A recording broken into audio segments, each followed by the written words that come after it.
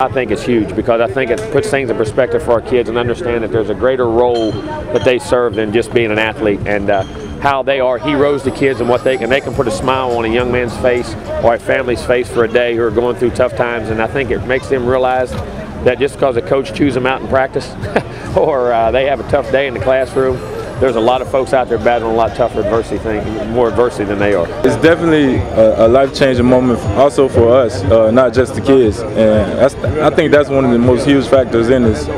Being able to just connect with them, make them happy as well as make ourselves happy, and be able to feel good about yourself and know you affect somebody's life. And this is the greatest thing about the bowl. You know, obviously we get, you know, the fun to go out and, you know, go to like the mall and stuff like that, but this is probably the most important part to it other than playing the game.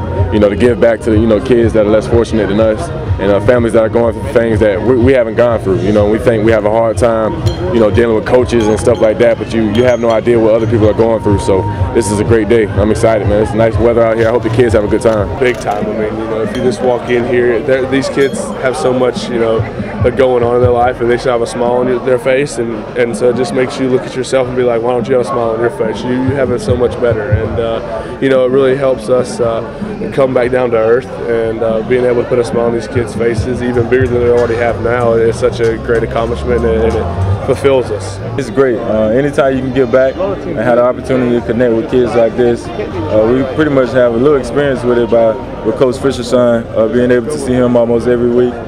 So anytime we get the chance to just give back like this, is great. Puts it in perspective, and it lets you realize that the problems you have aren't close to what a lot of folks deal with every day. And we always say the number one thing in our program that, in me as a head coach, I want our kids to understand is learning how to be a good person and understand the role in which you play.